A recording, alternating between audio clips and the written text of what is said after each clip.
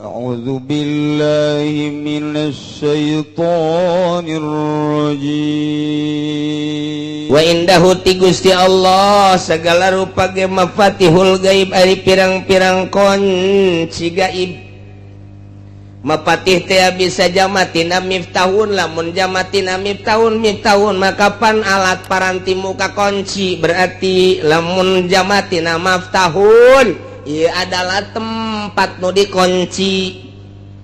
Lamun meuleuh dina tafsiranana da di tafsiran mapati teh ku khazainuhu tah eta khazain mah kapan gudang ai gudang mah berarti tempat nu dikunci, maftah berarti geus mapati teh bisa jamatina miftahun kunci, bisa jamatina maftahun gudang, berarti leku kumaha ge jadi bae ngan berjalan majaz. Lamun kurang keur dijadikeun mafatihul ghaib teh ieu adalah kunci tetep bae eta teh majaz lantaran miftah dijamakeun mapatih miftah dijamakeun jadi mapatih didopatkeun kana ghaib, berarti kunci gaib. Ja ai kunci mah biasana nempelna lain dina nu gaib dina lawang. Kunci mah nempelna teh di gudang, di imah, kunci ngadaplok di dinya. Ai gaib mah atuh pan mah aya kuncian di mana? Kunci gaib jemoal aya.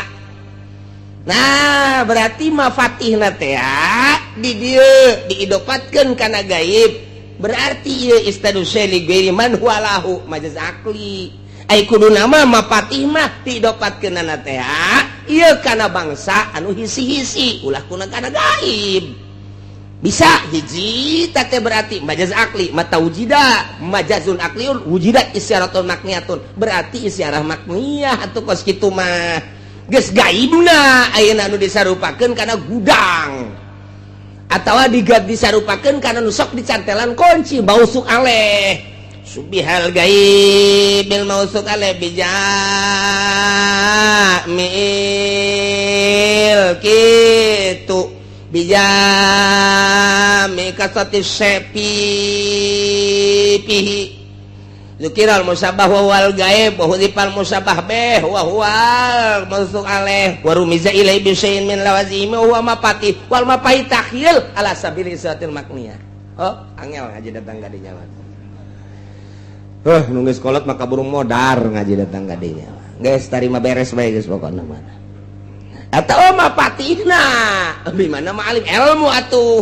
Lamun kieu mah wa indahu mafatihul gaib di Allah ari pirang-pirang kanyaho nu gaiban ngeunaheun, berarti mafatih tina miftahna bimana ilmu kan ngeunaheun ilmu gaib ngaranna ngeunaheun di Allah aya ilmu gaib, berarti atuh majaz. Nah di dia majaz berjalan, berarti majaz gitu berjalan di dia dina miftahun mapatih asli tahqiqiyah kayak kaditu. Sok beku kumaha ge mangga bae nu penting mah aya rumus-rumusna. Nah atawa mapatihna bimana khazain tina maftahun, berarti cek Gusti Allah wa illahu di Gusti Allah mafatihul gaib ai pirang-pirang gudang gaib sagala rupa teh aya di Gusti Allah. Mentak ka dieuna teh khazain awit turukul musilah ila ilmihi ilmu majaz teh kos kitu teh ngaranna. Nah henteu kumaha mangga bae. Jadi berarti bejakeun Muhammad ka para kafirin jeung musyrikin, ka para kaum khususna ayeuna bejakeun datang ka engke kabeh urang kuari nyaho ye melalui ngaji kuari jadi nyaho bejakeun Muhammad bahwa di Gusti Allah mah kunci gaib. Artina kunci gaib teh lamun urang neuleuh mah hayang nyaho jerona awangna dikunci kudu boga kuncina, buka trek asup ka jero ka deuleu eusi. Ieu gudang ieu dikunci hayang nyaho aya naonan jerona satungtung can dibuka kuncina lawangna melalui kunci moal kanyahoan aya naon di jerona bukakeun ku urang trek asup ka jero. Wow jalimbah beusi ieu mah tonan ieu mah ieu kanyahoan ku urang. Nah nu boga kunci gaib yakni untuk mengarahkan ilmu. Jadi berarti ilmu gaib Allah. Berarti nu nyaho kana masalah gaib, nu maha gaib, urang mah teu nyaho. Jam berikutna urang bakal kumaha teu nyaho gaib tah mah. Isukan bakal kumaha teu nyaho gaib tah mah. Minggu hareup bakal kumaha teu nyaho gaib tah mah. Bulan hareup bakal kumaha teu nyaho gaib tah mah. Taun hareup bakal kumaha teu nyaho gaib tah mah. Urusan nu gaib nu nyaho iwatin nu maha gaib. Indahu mafatihul gaib.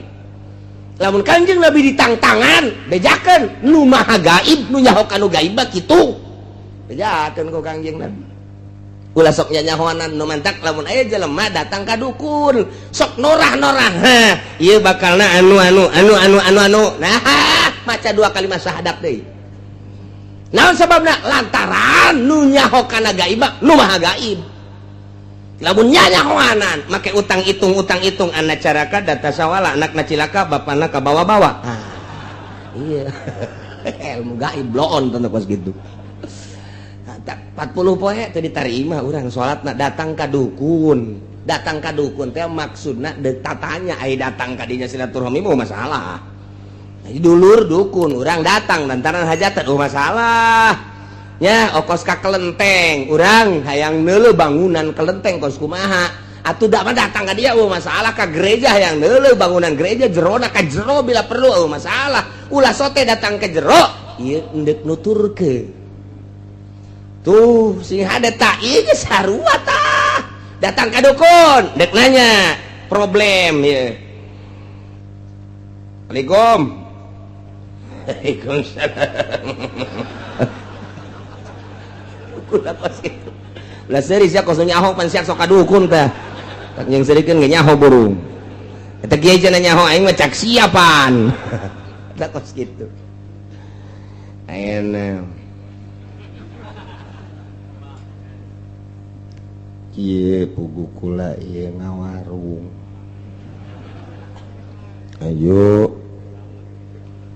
jakeur tahun-tahun kamari mah rame tawarung. Sareng kuari nu geus datang ge haju balik deui. Teu jadi. Ju liwat-liwat bae. Ku kula ditanya-tanya cenah warung kula teu kadeuleu. Poek atuh lampuan ku sia. Engko can tapi teu kadeuleu bae. Oh, saha ngaran? Jupri. Dihitung anak caraka data sawal. Jupri. Oh. Itu Kang ini masih aya nu ngawarung kan? Aya. Ada dulur kene kan? Bener. Belah hareup aya deui kan? Bener aya. Memeh eta mah sia maju kan? Bener maju. Lamun eta tangkal Ambon tuar, lamun eta tangkal buah tuar. Nah kulantaran eta jelema tuar wae. Heuh bener akur. Gali ge di hareupeun imah sia. Aya ge bungkusan-bungkusan. Gali ke bawah ka dieu. Eta aya anak-anakan didinya dipocongkeun gali bawa ka dieu. Gali bener aya beuki yakin bae Pak. Oh bener ieu bangsatna caknya. Ieu nu kos kieu. Oh sia geus kebal ieu mah ieu. Pubulanan ieu mah kos kieu mah. Ieu mah kieu kumaha sia bae deuk diserahkeun.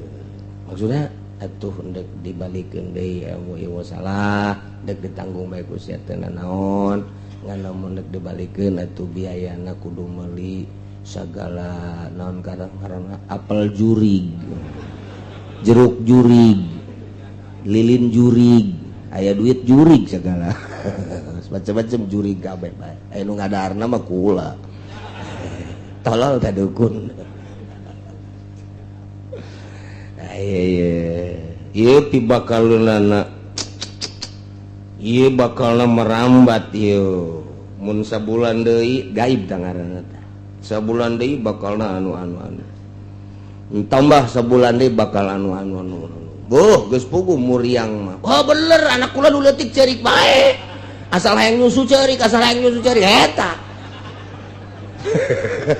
tolol dukun yang nu datang ka dukun bloon kabeh tapi jakeun ceurik anak hayang nyusul wae dukun bloon nya bloon eta kos kitu situ ieu hese karena sare bener ulah ge lamun keur ngopi teu hees oh mantap ge dukun blokon nya bloon saha nu keur ngopi hees atuh acak-acakan bisa deh satu beres kabeh eta bulan lareup tahun lareup kos ka eta nyaritakeun kos kitu salat 40 poe 40 penting teu ditarima ieu dalilna wa indahu mafatihul gaib di Gusti Allah kunci gaib mah ilmu gaib mah urang mah manusia nu lemah urang mah digilir gular-gilir ku Gusti Allah kicep nang Gusti Allah segala rupa nang Gusti Allah ajunya nyahoanan isuk minggu hareup bulan hareup tahun hareup wah ieu ilmu jurig teh bener kos kitu urang jelema biasa datang ka nu boga ilmu jurig jadi sarbeungkeut jeung jurig teh oh eta wa indahu mafatihul gaib sing aya kiai nu dibere ku Gusti Allah kaleuwihan tamah dibere kaleuwihan ku Gusti Allah nyanana ge henteu sadar ieu dibukakeun hijab plak plak sakumaha mukjizat dibikeun ka Kangjeng Nabi karomah dibikeun ka para wali maunah dibikeun ka para ulama nyanana ge kaget sabenerna mah ketika tek dibere hijab kaget nyanana ge kaget numantak teu bisa karomah ditarungkeun cara ilmu debus teu bisa debus mah bisa ditarungkeun debus mah karomah mah teu bisa engke bae di mana dibutuhkeun Allah mere karomah teh mantak aya wiridan babari jasa wiridan teh hayang nyieun duit babari asal dicekel bae daun bacaan ku urang tiupkeun jadi duit ngan lamun digunakeun kos kitu istidraj sia disiksa ku Gusti Allah tama digunakeunana ketika model kieu di dieu ka Surabaya barang datang ka Surabaya leungit duit urang dek balik ka dieu mendesak eta ge mentah heula coba ka polisi mentah heula ka polisi urang pagi Pak pagi ada apa ini saya mau pulang kemana ke Tangerang terus mau apa ini saya nggak punya ongkos gua juga belum punya lu minta sama gua cek polisi sial dah polisi blon padahal mah aya jatah jang paranti jelema nu kasasar kurang eta aya jatah di negara tadi dibere ya ku polisi teh ye hese kesulitan gunakeun ilmu eta nyokot urang daun tak bacak Bismillahirrahmanirrahim walau anna qur'anan suyirat bihil jibal aku teh moal dianggeuskeun ku aing babacana ieu dek dibaca ku sia kajian ku kumaha ge ditiru engke na ieu sia mangan hayang sugi blon pan sia mah nyegik ngaranna tamatu nah buka ku urang bak saukuran ti dieu ka Tangerang bae leuwih teu meunang mentana ka Gusti mun kareta sabaraha duit mun mobil sabaraha duit mun naik pesawat sabaraha duit eta pesawat tak eta teh saukuran sakitu bae leuwih bae batal babari tah mah kos kitu mah cekel set tiup jadi duit ya mah atuh si harayangnya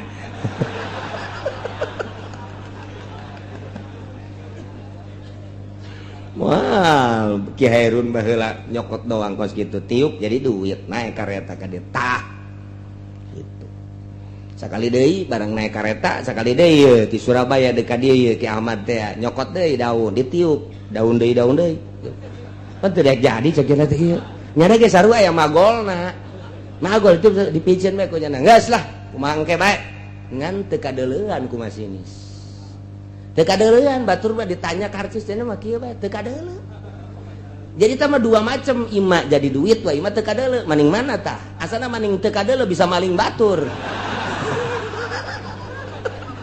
emang siapa pikiran kitu wae jeung nu mah teu dibere ge ku Gusti Allah jadi duit hayang loba teu kadeuleu deuk maling beres jasa oh bener lah mantep teu dibere-bere nailah wa indahu mafatihul gaib nu boga kunci gaib mah nu maha gaib Allah subhanahu wa ta'ala. Manusia eueuh nu nyaho kana urusan gaib-gaib. Eueuh nu nyaho. Aya kuari tah. Universitas teh aya anu boga gelarna naon gara-gara. Gelarna naon? Lain master sok aya urang aya nikahkeun teh SAG. Eta SAG sarua sarjana alam gaib eta. Si ajak nu SAG teh. Nah iyalah Allah anu nyaho la ya'lamuha illahu. Allah anu nyaho kana urusan ilmu gaib, kana gudang-gudang kagaiban. Allah anu nyaho kana kunci-kunci gaib. Allah anu nyaho illahu kecuali Gusti Allah subhanahu wa ta'ala. Nu maha gaib deui Gusti Allah. Mentak nu hese ge urang nyerahkeun ka Gusti Allah. Ibadah teh anu ditinggali nama mimiti ku syariat teh syarat jeung rukunna. Urang salat syarat jeung rukun ditinggali melalui kacamata syariat. Allahu akbar make kacamata syariat. Hiji ngangkat leungeunna, luruskeun hadwaman kibeh ka dieu tek. Atau datangkeun kana ka dieu tah ka tungtung ceuli Allah terserah deuk kumaha bae akur bae eta kacamata syariat bar delekeun mata urang ka tempat sujud sing ajeg urang nangtungna ketika ruku sing lempeng mun ditendeunan papan eta teh ulah aya berat ka luhur ka handap ka hareup ka tukang lempeng kacamata syariat. Terus sami Allahu liman hamidah tumakninah nu rapih. Terus sujud. Rukun sujud nu 7 teh kudu napak. Tarang. Koduana 2 dampaleun. Nomor katilu 2 dengkul. Nomor katiluna ramo minimal nempel 2 jempol. Rukun sujud. Make kacamata agama rapih jasa. Dus diu tahiyat iftiros terus sampai selesai kacamata syariat rapih jasa. Tambahan kurang ku adab. Make amamah, make udeng-udeng. Sik ka dieu. Make udeng-udeng, make buntut. Buntut tah dek dikakencakeun mangga, dek dikatukangkeun mangga, dek dikakatuhukeun mangga, dek dikadiekeun ge teh naon. Salah. Ulah masih dikeun buntut kos gitu. Pek deku kumaha ge. Nya, make irtida tambahan ka dieu. Lamun tawaf ittiba ngaranna, lamun salat irtida sunah. Sunah ka dieu, udang-udang make, kemudian irtidana make tambahan hiji deui nurutan ahli sufi tiungkeun. Hareudang. Adab-adaban. Rapih guys. Allahu akbar. Rapih jasa dideuleu ku kacamata syariat mah rapih. Ngan ukuran kos kitu mah kiai nu ngaji bisa, ustad nu ngaji bisa, santri nu ngaji bisa, pagawe nu ngaji bisa, timimiti gubernur, bupati bisa, ka polisi kos kitu mah bisa, RT ge bisa, pamalingan ge bisa. Salat mun sakadar sakitu bisa, hayang make jubah aya tokona. Hayang make sorban aya tokona. Teu kudu di Tangerang, di mingguan ge ngahutang bisa. Aya tah mah hayang kos kikituan mah. Rapih jasa jana ngaji. Deuleu kurang make kacamata toriko batin. Dideuleu kurang coba kadeuleu ieu. Lantaran nuria bakal kadeuleu ku nuria deui layaripul melayaripul riya ilal murai. Moal nyaho kana ria kecuali nu sok ria. Urang nyaho katatang-katatang jelema. Tah, ieu jelema ria. Pan sia nyaho aing mah heula kos kitu. Kos kitu teh ria teh aing teh. Ieu teh jelema mabok ke kajen ngomong. Mana aing keur ieu mabok kos kitu. Eta jelema ku tetang-katatang di hareupeun pabrik ngajago. Nah, eta jajawaraan kajen ngomong. Kok nyaho aing mah heula.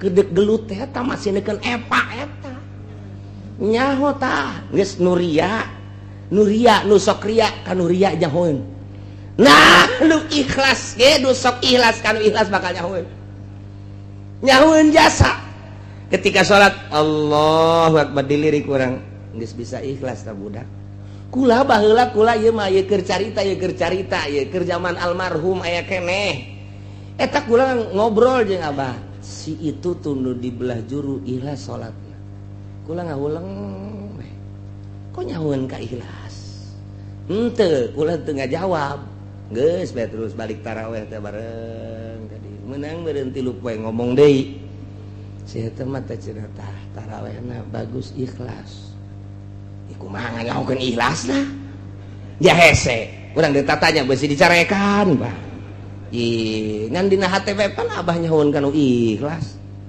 teu kaharti ah geus teu kaharti bae geus teu kaharti geus rada kebal kabelah dia geus aya geus puluhan tah ngomong deui bae lain nu eta dituduhkeun tuh nu eta tah si eta ikhlas tah bagus ya salatna ikhlas beuki puyeng bae nyahoeun kanu ikhlas pan hese nyaho kanu ikhlas mah eta mah urusan batin geus bae teu nanyakeun datang ka kadieuna ge teu nanyakeun bae ngan barang deuk bae dibaca ku urang di kitab oh atuh aya tanda-tanda nu pernah kunyana dilakonan teh eta ku almarhum aya di itu aing ge kos kitu teh ikhlas aing ge kos kitu teh khusyuk nyaho kanu khusyuk jeung kanu henteu teh lantaran geus pernah ngarasakeun khusyuk kos kitu aing pernah khusyuk tah itu ge aya sifat-sifat anu persamaan aing teh kos kitu khusyuk itu ge khusyuk jelema suserian sorangan we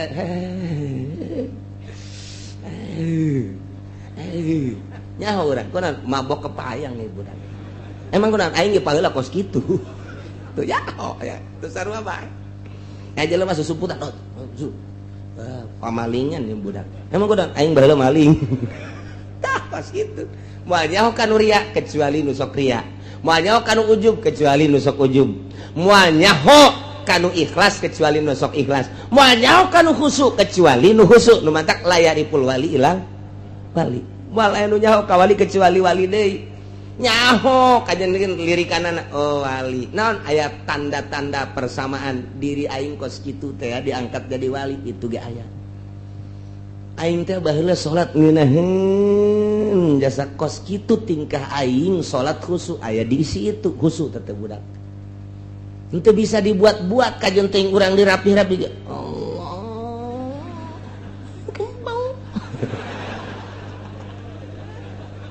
diperem-perem terus gerakanana tetep bae dilirik lalagaan keneh mah kanyahoan bae kanyahoan tina diuk ge kanyahoan tina diuk kanyahoan nu mantak Gus Dur teh diuk lain sambarangan kanyahoan ku ahli khusyuk kanyahoan diukna lain sambarangan okos jelema boga besi atuh diukna ge teu meunang bae ieu rapet ieu nu katuhu teh kudu nganggang bae kunaon itu abeh babari nyepak cek jangan kanyahoan bae nya mah lamun sila-sila rapet embung digideg bae kitu kunaon ieu kahalangan ieu emang ti guruna jadi kudu kaluar bae ieu suku kudu hareup teh ieu jang nyepak sia ieu geus kanyaho geus kitu bae mantap kayak lamun keur ngariung gae anu kieu bae pantas embungeun nya mah ka handap asa boga musuh bae pan boga pencama tolol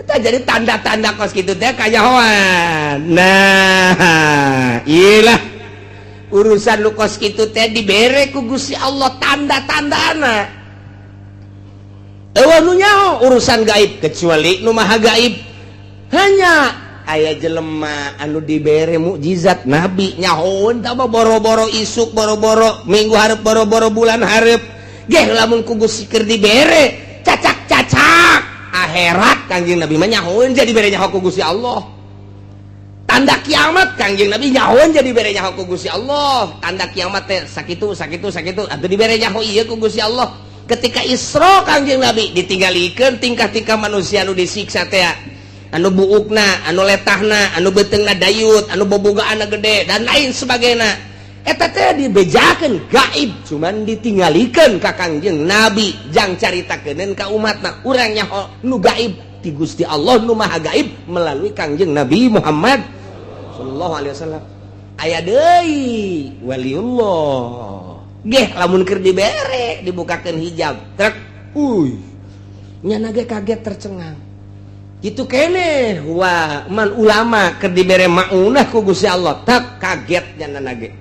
Nah iyalah eueuh nu nyahokan nu gaib kecuali nu maha gaib la ya'lamuha illahu sabaraha tatama fatihul ghaib wa hiyal khamsa allati fi qoulihi ta'ala engke dihareup innallaha indahu ilmus sa'ah ke bakal dibahas kama rahul Bukhari sakumaha dina kitab Bukhari Kangjeng Nabi mafatihul ghaib khamsun la ya'lamuha illallah ilmu gaib aya 5 nu moal aya nu nyahon kanu 5 kecuali Gusti Allah.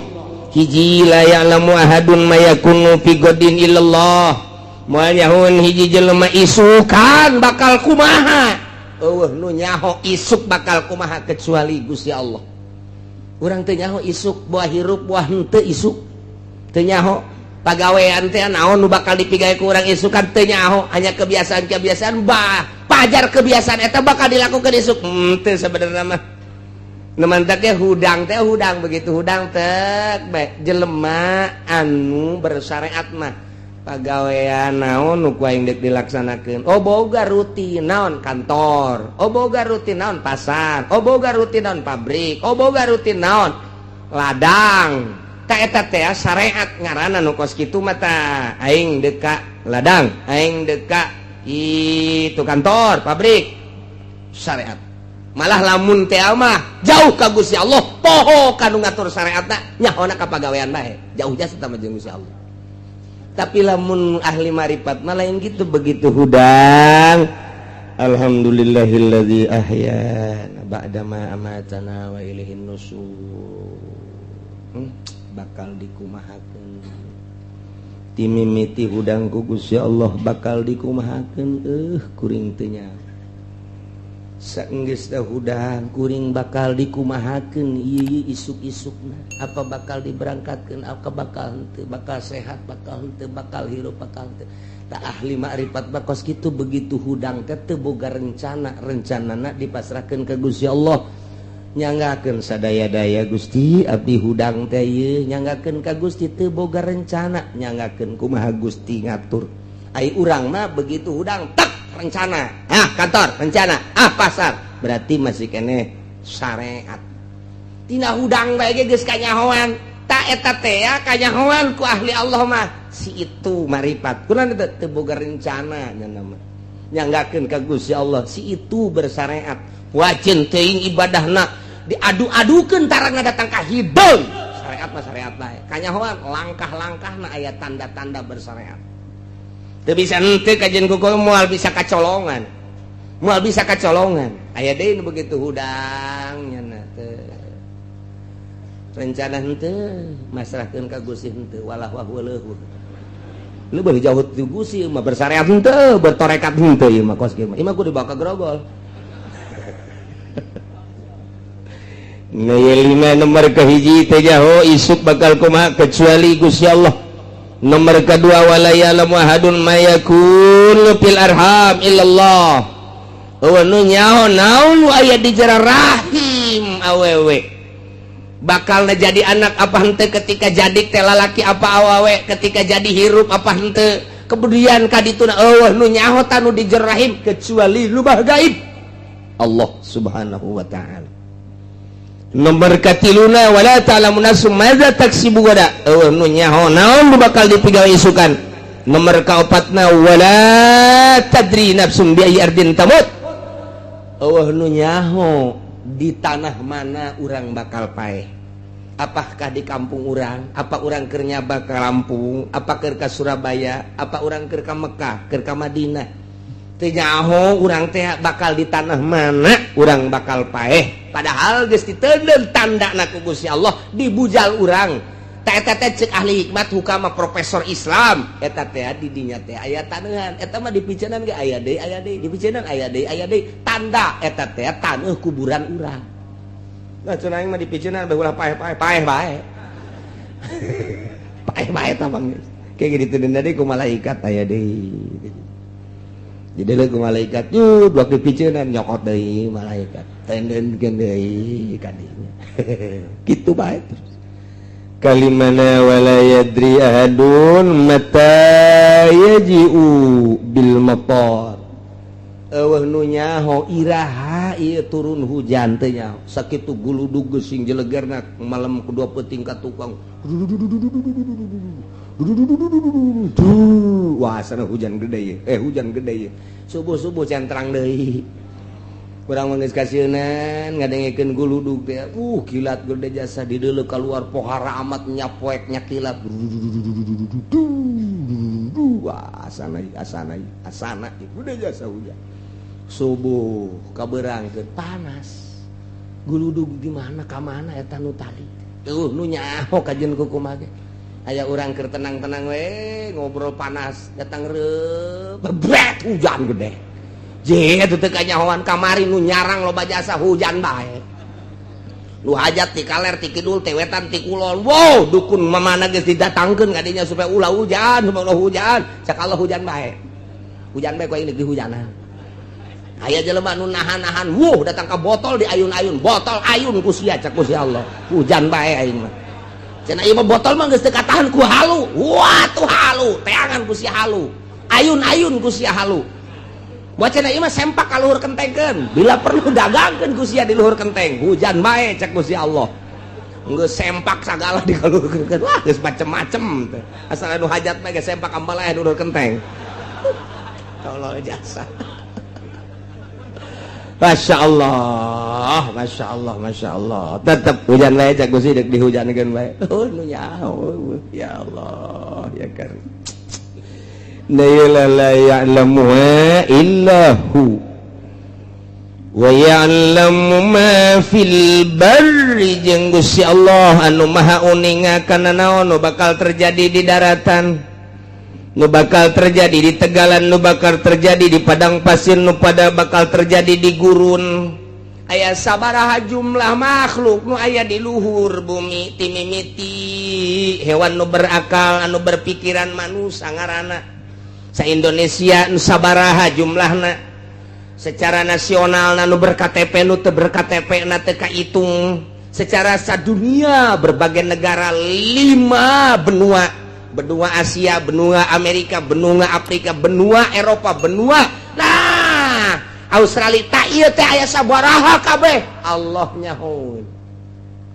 aya sabaraha gajah di luhur daratan Allah nyahoun aya sabaraha kuda Allah nyahoun aya sabaraha kitu embe domok kabeh uncal orai kasirem-sirem katubatu mah Allah nyahoun eueuh nu teu dikajahokeun ku Gusti Allah jada damelanana nu eta kurang-kurang yakin ka Gusti Allah ieu ayat ieu tancepkeun ka jero hate pelakeun rak kubur di jero hate boro-boro aing kumalandang tatangga aing nyahoun pamajikan aing nyahoun tumak nu teu kanyahoun ku sasa Allah mah nyahoun sirem nyahoun Allah mah wa ya'lamu ma fil barri jeung deui di samping nyahoun Gusti Allah sabaraha nu sehat sabaraha anu gering nyahoun Gusti Allah sabaraha nu deuk ditambahan panjangkeun umurna datang ka ajalna deuk sabaraha nu dipaehan Allah nyahoun jasa sabaraha anu ngalahir poe ieu jeung sabaraha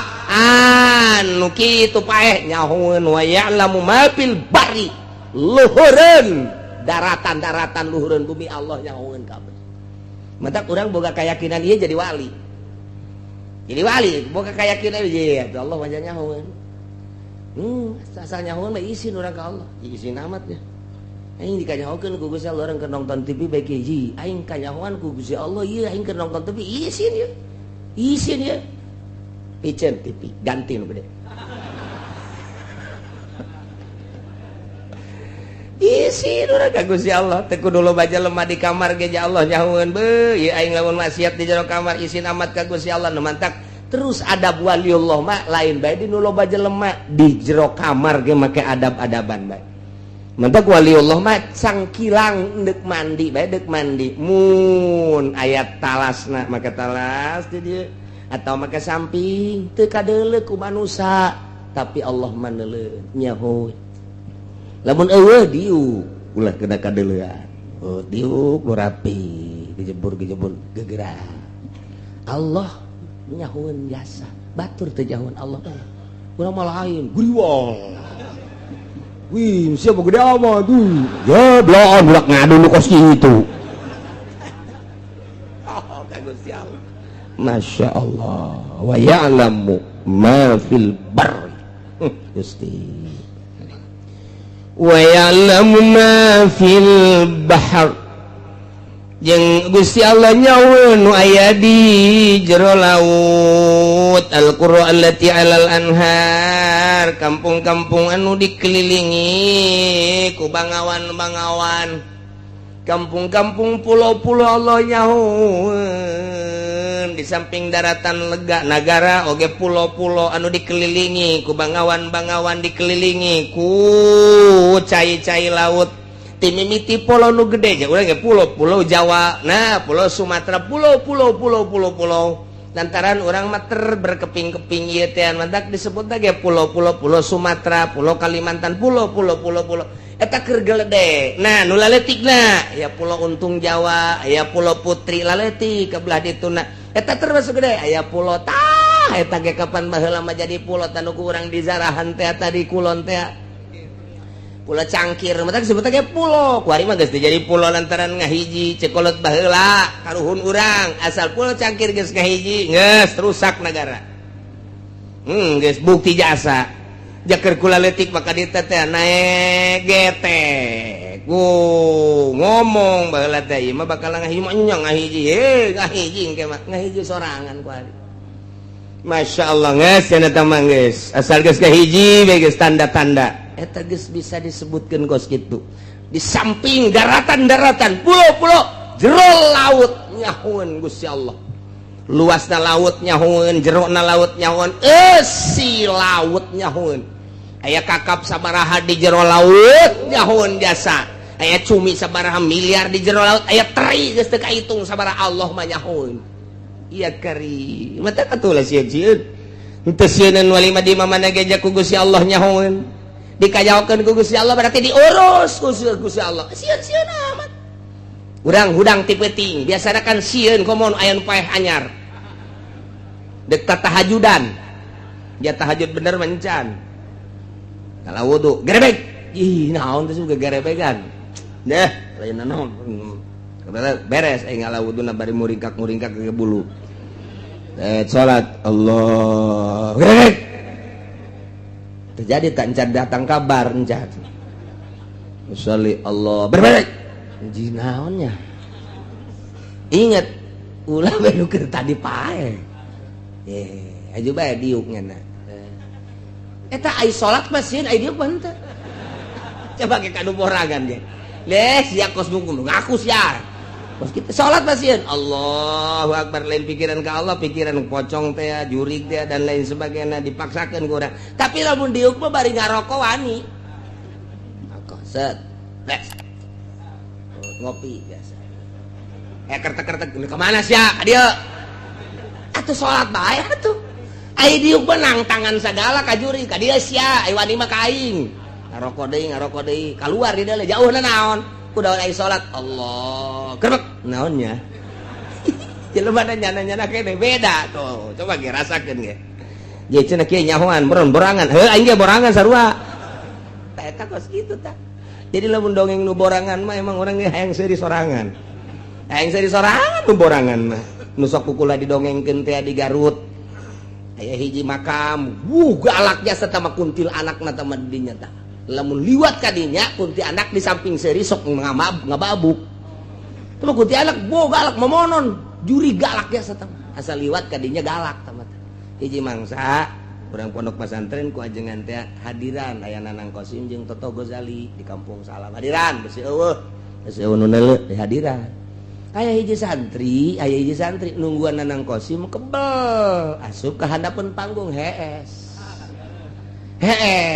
nya mah teu nyahoun brakayuda Nanang Qasim sagala muammar geus teu nyahoun bae lah beres hudang-hudang teh nya nama jam 3:04 ye cek geus sepi ye geus cancan ya barang deuleu jam 3:04 alah aing ieu dek balik ka kobong ye sieun eueuh di jalan iwal ti ka kuburan eta ta eta sieun tanjana ta sieun menya aing di dieu bae deui menya teu balik teh geus tah subuhna pan ngaji lah geus aing mah menya eleh ku jurig cek cenah teh lewat aing ka kuburan geus disiapkeun bae kadongdong sabadeg kieu pokona kuntianak jurig segala nanaon babok ku aing mah geus geus dikieu-kieu bae nya leuleum alah cek cenah teh ngawani-wani maneh kabeneran pas kuburan aya nini-nini dek dising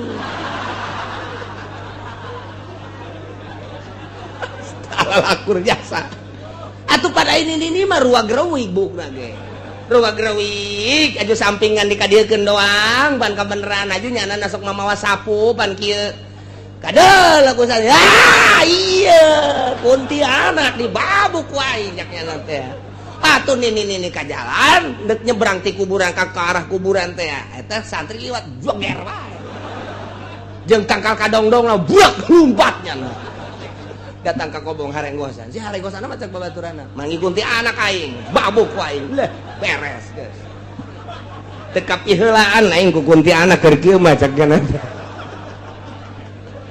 aman teu kebal salat subuh beres salat subuh ngaji isuk-isuk aya nini-nini nu dipanggul-panggul dek dibawa ke rumah sakit nyana keur aya di sisi jalan jeung babaturanna kabeh ditanya ku santri mang aya sa nini-nini cek cenah teh cek dibawa ka mana ka rumah sakit kunaon gitu dibabuk jurig pugukeun potong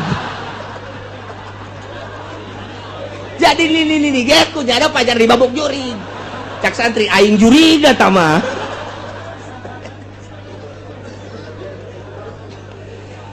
geus bae eta nu borangan teh kos kieu itu tah barloon kabeh nu borangan mah geus uguh ucing Allahu akbar tengah peuting Allahu akbar geus beres jana diuk lah maca sholawat aya cina nya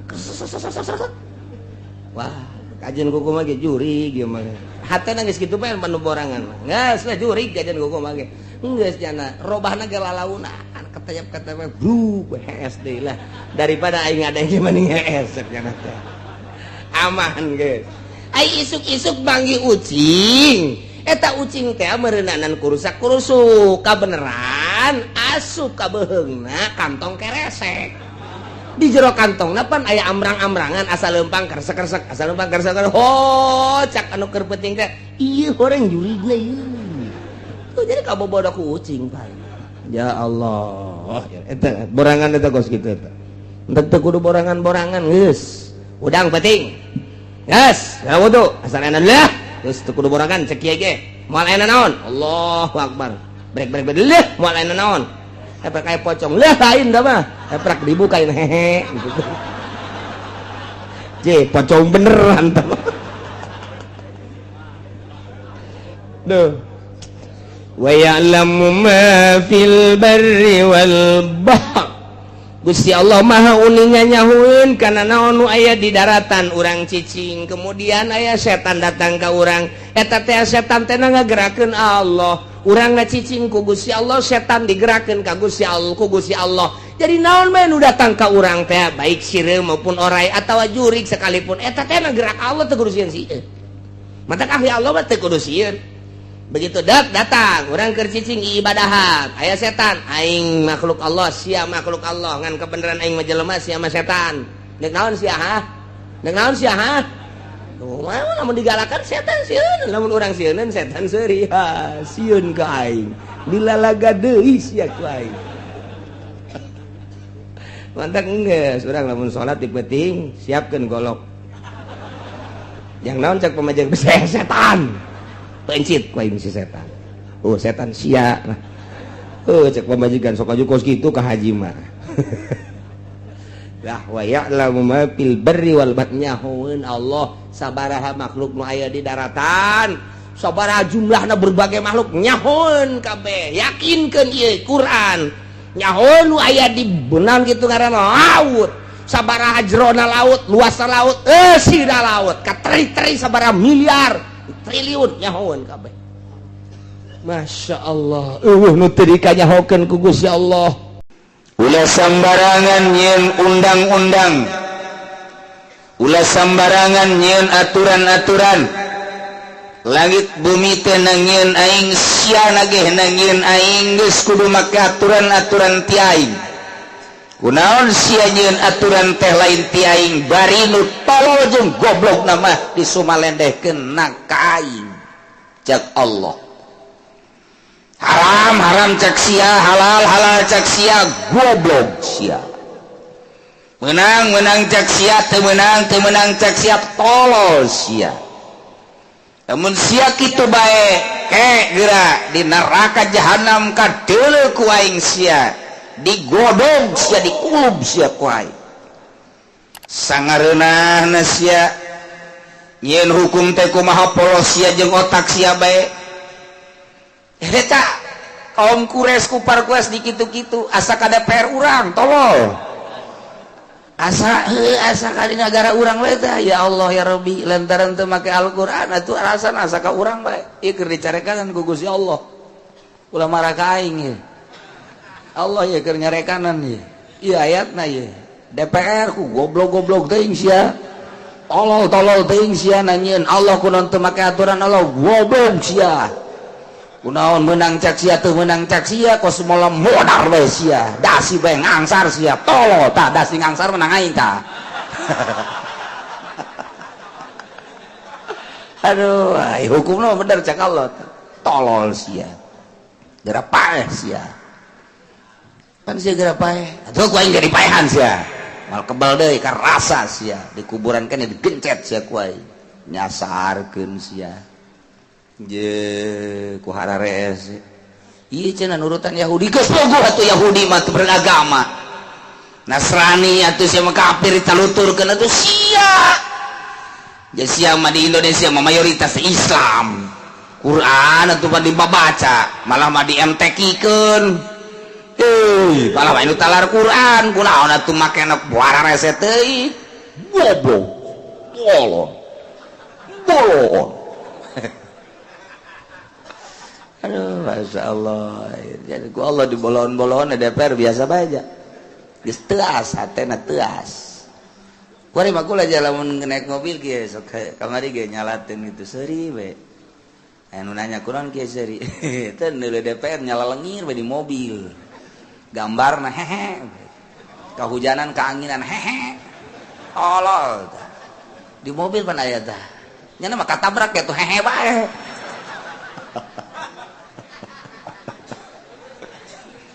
Baheula mah anak kurang sineun di handapeun tangkal kayu gede lantaran rempan beus aya kuntianak kuari ngagarantung kuntianak DPR malulu di handapeun tangkal kayu gede aya gambar hehe DPR ieu kuntianak tah sing ade tah kuntianak sing ade sia ulah di handapeun tangkal kayu tah kuntianak dah. Aduh diberi parar mata hati nanya hanya sekedar jang kehidupan dunia. Masya Allah ulah gitu orang tuturkan Gusti Allah rempan mal kebal deui besok di Patehahan ge unggal minggu loba jasa balik ke Allah mal kebal ge ente kulun Gusti Allah mimma razaqakumullah dalahar kumaneh hewan-hewan anu ku aing geus dirizkian nu ku Gusti Allah dirizkikeun ka aranjeun kabeh cakangjeung wala tattabi'u khutuwati syaitan ulah rek nuturkeun langkah-langkah setan perjalanan setan ye DPR emang setan di mana kasurupan juri DPR nu mana cenah kieu aing leutik nyebut kabehna si kadengen ku KBH DPR nu mana nu kasurupan setan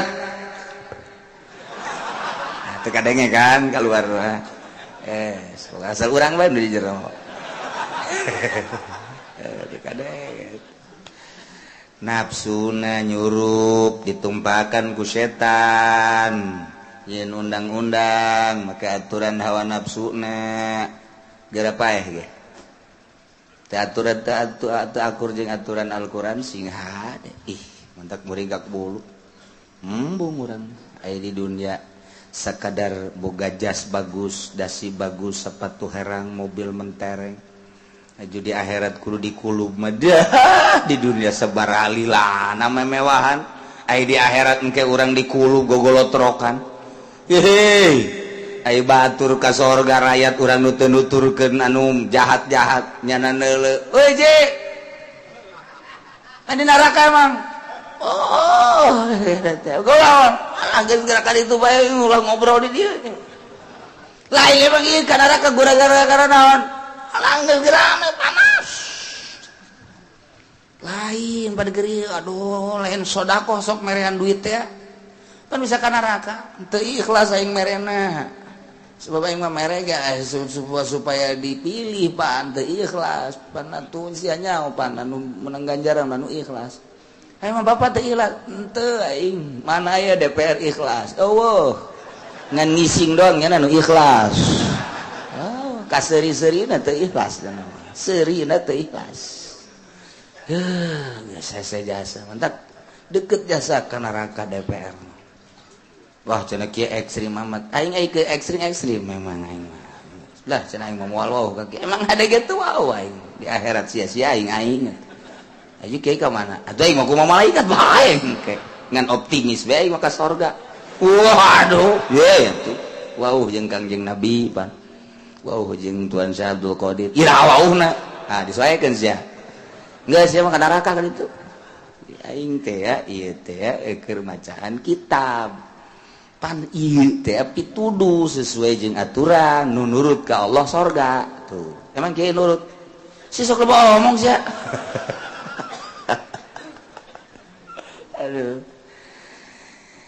Innahu lakum aduwwum mubin lantaran setan masalilana aduwwum mubin musuh nu nyata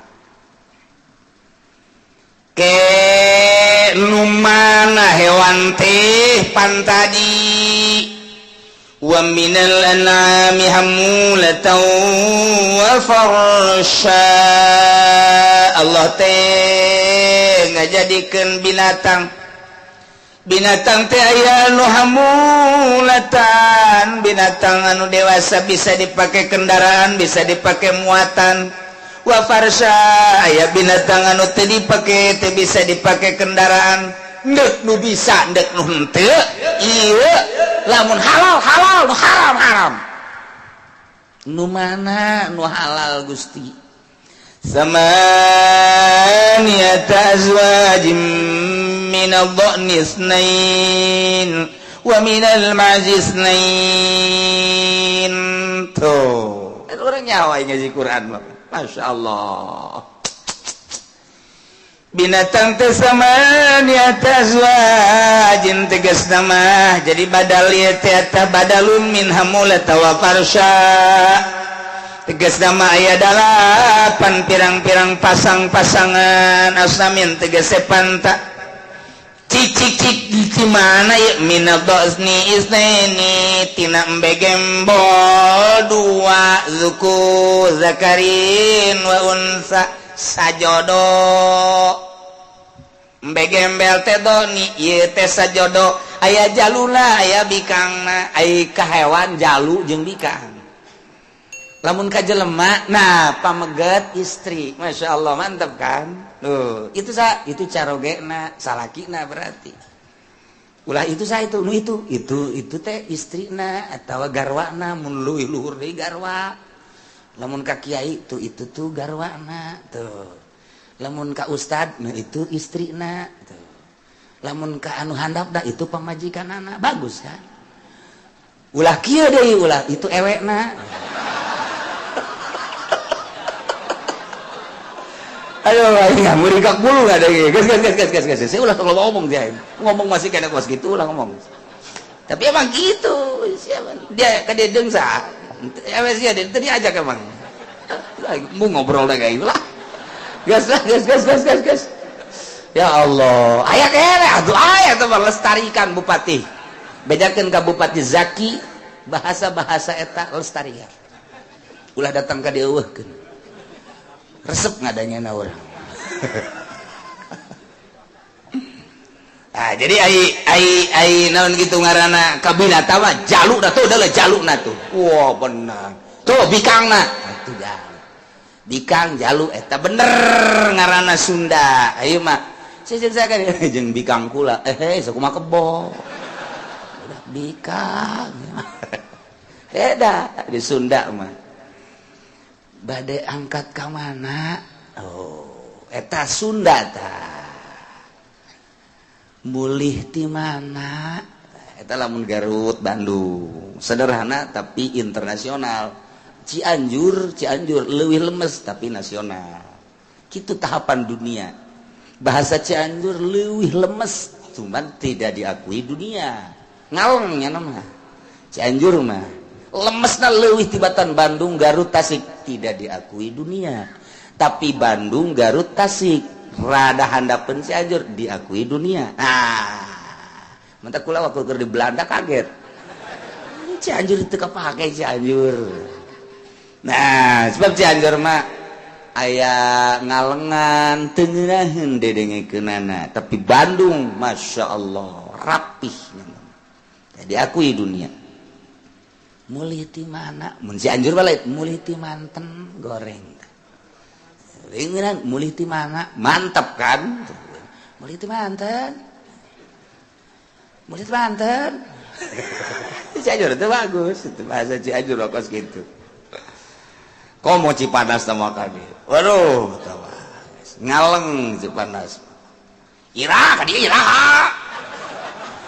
Isli lah tu pagi ja. Nah, tu kemana pak?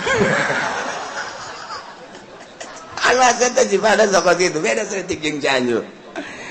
Dah we sami. Aduh, rindu cenah cekena. Tapi beda tadi pada jeung Cianjur lain deui. Tuh mantep kayak lobang ngalalana sama loba kanyaho. Wah, berarti kiai cenah berarti ieu mah termasuk karena osok ngalalana. Ngalalana ge aing mah lain cara sia. Jadi nyaho bahasa-bahasa. Sanajan Tasik beda-beda. Ciamis beda-beda. Cianjur beda-beda sarua tah. Nah, teman Bandung mah geus kitu tah. Urang mah lain deui, Pak. Ka anak urang, "Neng, tai hayam susut." Nunjuk lagi pakai jempol, tai hayam susut. Sopan amat budak. Ditanya ku urang ge, "Ieu dahar jeung naon?" "Jeung daging kotok." Kaita katai lah ayam, ika dagingna kotok, blon dong. Eta urang bahasa itu hese, Sunda mah bang hese di dunia paling hese Sunda, di dunia paling hese bahasa Sunda. Nomor kedua Inggris, nomor katilu bahasa Jerman, nomor bahasa Arab, kadituna dan lain sebagainya. Kapan katilu Arab mah, kahiji Sunda, diakui dunia bahasa Sunda. Sebab lila ada Belanda di urang 3 abad sehingga mengetahui dunia dijadikan grammar Sunda. Wah hese Sunda. Hese. Mantap kula waktu keur di Jogja kaget ge nanya ke urang bule. Kukula ditanya, "Where do you come from?" "Abdi di Bandung." Sial urang. Orang bule bisa ngomong Sunda ya. Aing mah Inggrisan. Sunda. Aduh. Sugan bisa sakituna doang. Tanya deui ku kula pakai bahasa Inggris bener, paseh jasa Sundana. Lami abdi di Bandung, cek jana. Dugikeun ka terang ngadamel oncom sagala. Ye. Itu lain lalawora datang ka nyaho mah. Atuh terus bahasa Sunda. Dengan teu pantes urang bule bahasa Sunda teu pantes. Mau pantas batu orang Jelema rada hideung putih tepati gitu ta bahasa Sunda pantas bule gitu bahasa Sunda tapi memang pohara Sunda mah nya ye samaniyata azwaj tegas nama 8 jodoh 8 pasang minadoni isnaini tina embe gembol 2 lalakina jeung bikangna sajodoh wa minal mazi jeung tina embe Jawa embe gunung ieu ge sarua isnaini sajodo 4 tah berarti kullazat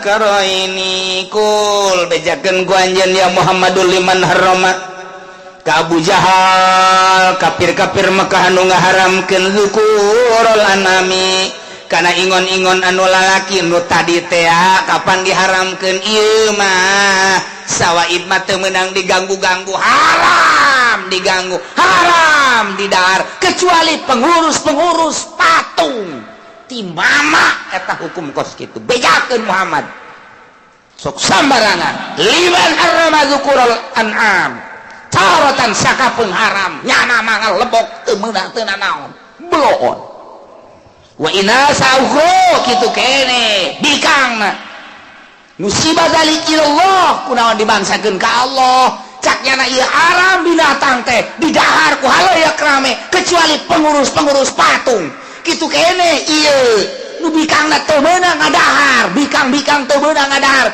bikang lagi nu bagus teu meunang didahar ieu saha nu nyieun aturan-aturan kos kieu bari disubalenekeun ka Gusti Allah bejakeun Muhammad goblok-goblok teh khusus ka kufar Mekah umumna kesaantero nu nyieun hukum ku otakna sorangan ku pikiranna sorangan ku nafsuna sorangan tanpa ningali sumber Al-Qur'an jeung hadis kos itu bakal bloon cek Gusti Allah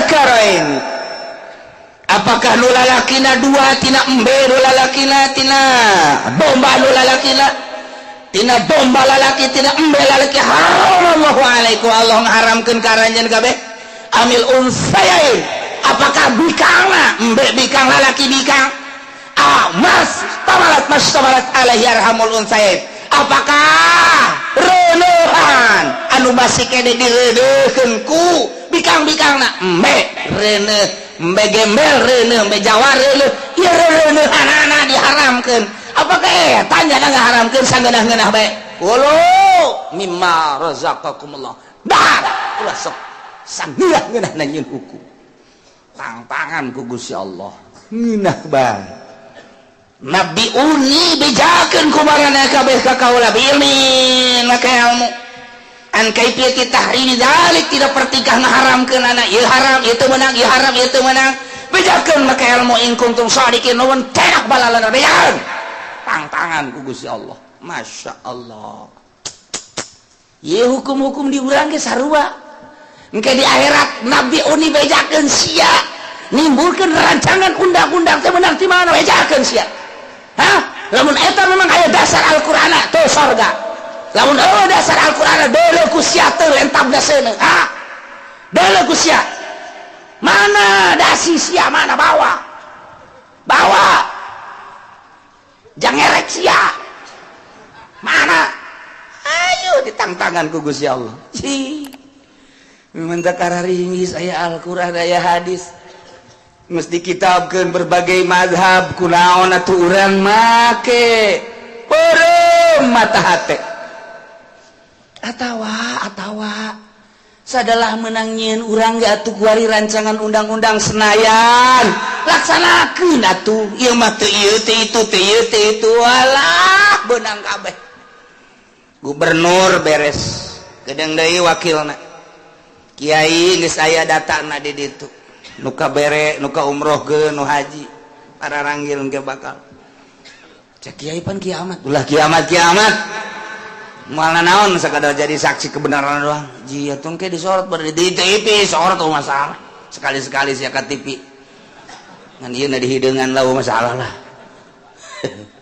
tuh terus masih keneh kuari terus dikejar terus 50 leuwih nu bakal geus anu diberitakeun geus sabaraha coba nu bakal nu diberitakeun ayo geus sabaraha ayo geus sabaraha geus teu bebeja ka aing sia terus aing teh nyaho sia tok nonton TV bae tu jamatan lagi makata TV sia mah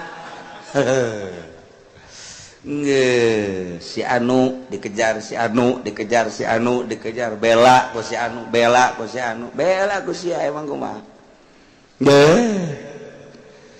dekrada dirapihan setik ai rapih jasa moal rada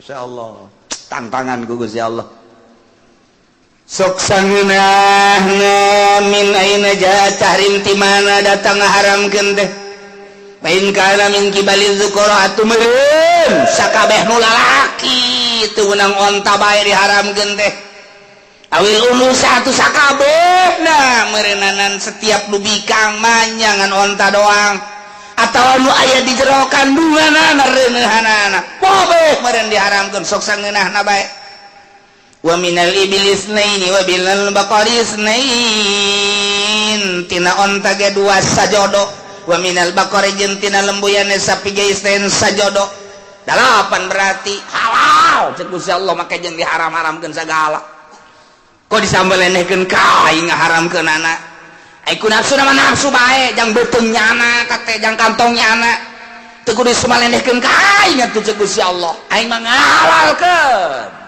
tuh mantak kurang balik ngaji kapagih embe pencet halal halal geus pokona mah aya sapi pencet nu bogana marah heuy pari main pencet-pencet caki aya halal wah ieu budak mabok ngaji kajian hukum nanti iya udah diimpus ya mabok ngaji caki aya halal wah bener man asal halal be anu saha nu Allah kabeh bener mabok ieu mah ye mabok ajeun kumaha ge eueuh nu lain nu Allah kabeh nu Allah halal jak Allah kabeh nu Allah geus urang pencet bae bener ieu mah kudu disadiakeun sae bajal bokos ge Qul adzakaraini harrama mil unsayain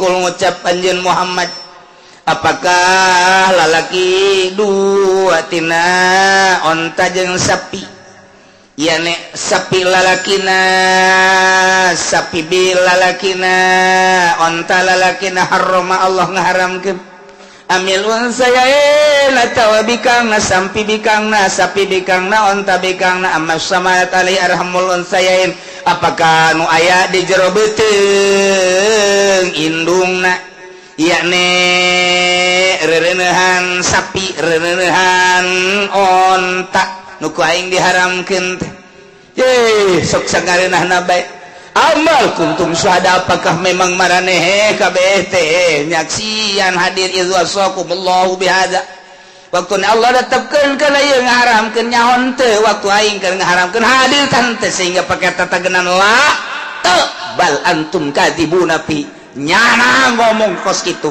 yen rancangan undang-undang sapi haram lalakina ieu bikang haram ieu onta lalakina haram ieu antum kadzibuna fi bohong kabeh geus faman Allah mimman iftara 'ala Allahi kadziba moal aya deui hiji jelema anu leuwih nganiaya zalim tibatan jelema nu nyieun undang-undang bohong disumalenehkeun ka Gusti Allah liutillan nasa bihi ilmun tujuanana nyasarkeun manusia tanpa mendasar ilmu awas innallaha la yahdil qaumaz zalim saknyana Gusti Allah teu nuduhkeun ka kaum nu zalim kabeh nah ieu baheula di zaman kufar-kufar Mekah terus ditaliti ku Yahudi jeung Nasrani nu kanjengerian saat eta nu terusir di Madinah nyana tetap akan mengembalikan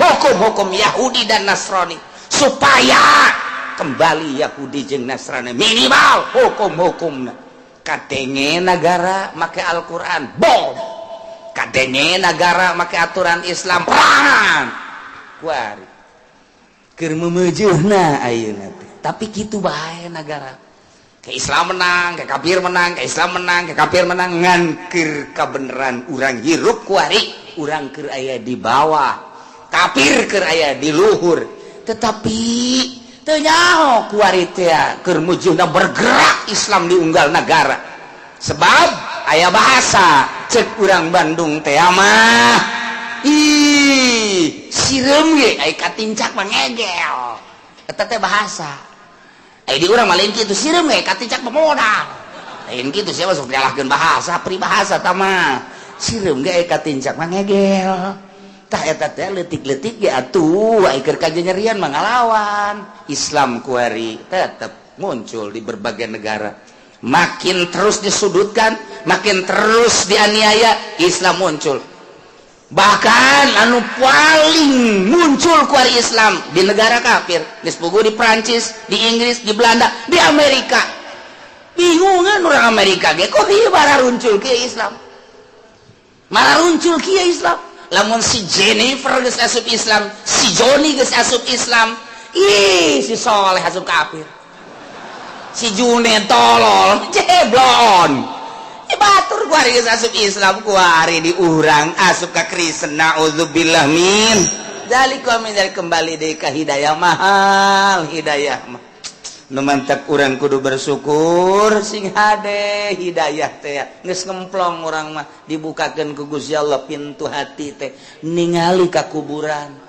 Artina ningali ka kuburan teh lain zahirna di jero kubur teh aya siksa eta berarti kan geus katingali. Ketika nyaritakeun kubur urang teh terbayang eta teh ngaranna ngemplong. Ketika nyaritakeun mahsyar ditimbang amal eta teh ngaranna geus terbuka. Coba Yahudi jeung Nasrani nyaritakeun kos kitu macet janna mah. Macet atawa Islam anu Islam kitu kajajaden nyaritakeun alam kubur tuh jelema geus paeh mah paeh mana aya nu paeh hirup deui je eueuh cenah aya siksa je teu pernah ngadenge ku kumaha berarti kan pareum mata hate urang mah geus alhamdulillah dibuka mata hate teh sapoe saminggu nutup dibuka sabulan nutup lumayan we aya mukana gitu aya kertas ngaji teh aduh aing geus sebenarnya mah ieu puyeng aing ge motor kreditan mobil kreditan puyeng aing ge eta keur muka kan berarti teh keur muka meureun macam merenung gitu di jalan datang ka imah datang babaturan hei saya gaji ya aduh aing ditungguan we emang enak ayo geura buka samping geura make tanganna emang enak ayo geus ngobrol di mobil wae hehehe saminggu poho deui mentak sing hade babaturan kira-kira babaturan orang mohokeun ka Allah geus ulah dibaturan aing hampura moal ngabatur deui jeung sia emang konon lah henteu aing mah jeung ustad bae ustad nu mana nu dibaturan ku sia ustad Dwi itu diajak ke pendopo sia beuki parah sia jeung ustad eta mah salah saji ya babaturan teh masyaallah karimna ye lah eueuh nu pangzalim-zalimna kecuali jelema nu ngabohongkeun ka Allah nyieun aturan disumalendehkeun ka Allah tujuanna deuk nyasarkeun manusia tanpa didasari ku ilmu Allah innallaha la yahdil qaumal wallahu a'lam muslimin wal muslimat rahimakumullah. Minggu hareup urang babarengan ke zikir bersama kemudian sabada haul biasa urang libur sabada haul urang biasa libur alhamdulillah libur deui cuman biasana orang libur seminggu nu direncanakeun minggu dina ba'da haul ieu 2 minggu ternyata leuwih sebab rencana awal berangkat Rabu umroh teh geus mun Rabu paling 2 minggu tapi teu meunang kafalna menang Sabtu jadi dirilei nah kuayana sakitu minggu ba'da haul nu biasa saminggu menjadi 3 minggu jadi urang ke ngaji ka opatna nya sakali deui kula nu mentak itu berangkat deui lantaran aya kesempatanana ayeuna mun kamari ziarah ka Tuan Syekh Abdul Qadir khususna umumna kanu bersilsilah Sirri Sikti Junaidil Baghdadi Ma'rufil Qur'i Abu Bakar Syibli kabeh geus dizarahan termasuk Imam Hanafi Imam Ghazali alhamdulillah. Nah ieu mah gegedena ziarah ka makom Imam Syafi'i. Guruna Imam Syafi'i ditukangeunana Imam Waqi'. Kemudian mampir ke di Yordan eta mah di Mesir aya sahabat ngaranna Abu Darda. Kemudian ke di Mesir teh aya sirah Sayyidina Husain nu ku urang keur didongengkeun ayeuna. Kemudian kitu bakal insyaallah di Yordan ka Ashabul Kahfi jeung Kangjeng Nabi Syuaib. Sakalian berangkat naik mobil ke Palestina ke Masjidil Aqsa jeung ka Kangjeng Nabi Musa alaihissalam ke Gunung Sinai wa tini wa zaitun wa turi sinin wa hadzal baladil amin sinin Sinai. Kemudian ke makom Kangjeng Nabi Ibrahim alaihis Bethlehem lahirna Kangjeng Nabi Musa Isa tahilah jeung nu jelas ka Masjidil Aqsa tidinya kara ka Madinah. Jadi berarti ujungna tetep pusat eueuh deui ka afdalul makhluqat nabiyuna Muhammadun sallallahu alaihi wasallam.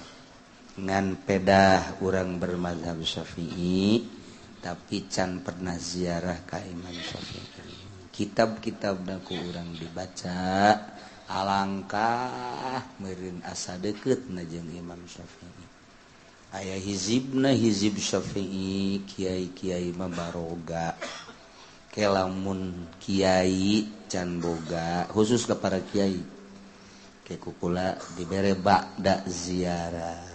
Ieu jarang hizib Syafi'i mah jarang sebab ti Imam Syafi'i nurunkeun ka muridna nurunkeun kula kabeneran meunang ti guru kula ti almarhum Abah hizib Syafi'i ulah niatna naon baca bakal leuleus hate. Komo mun dibikeun ka pamajikan leuleus haju nawaran bae. Leuleus hate lain eta tapi pasrah ka Gusti Allah Subhanahu wa ta'ala. Ya bisa diwirid ku kiai, ku ustad, ku santri-santri jeung ku urang kabehan nu mencintai Imam Syafi'i. Pendek tapi mantep. Iyalah hizib Syafi'i mantep. Dek diziarahkeun ka ditu sebab aya silsilah ka Imam Syafi'i. Kitulah geus atuh urang mingguna urang haul Sabtu insyaallah kula berangkat sebanyak 130-an. Mun teu dibates mameureunnan sakapal mah aya. Kulantaran booking terbatas ya akhirnya loba nu hayang teu bisa. Anu ka kula datang langsung ge loba meureun dihitung mah 40-an mah aya leuwih ku kula teu bisa geus sakieu bookingna. Tak kitunya jadi ke urang libur 3 ka 4 urang berangkat ngaji lantaran pemberangkatanana. Anu kira-kira harita Sabtu datang deui ternyata lewat mingguna kakarak urang ngaji deui. Allahumma shalli wa sallim ala sayyidina Muhammadin fil awwalina wal akhirina wa barik wa sallim wa radiyallahu ta'ala an sadatina ashabi sayyidina Rasulillah ajma'in. Ya Allah ya rabbal alamin, Allahumma arinal haqqa haqqa warzuqna ittiba'ah وارنا الباطل باطلا وارزقنا اجتنابه ولا تجعله متشبها علينا فنتبع الهوى. اللهم اهدنا الصراط المستقيم اللهم اهدنا الصراط المستقيم اللهم اهدنا الصراط المستقيم صراط الذين انعمت عليهم من النبيين siddiqina wasyuhada'i wassalihin wa hasuna ulaika rafiqa dzalikal fadlu minallahi wa kafa billahi alima wa shalli wa sallim ala jami'il anbiya'i wal mursalin.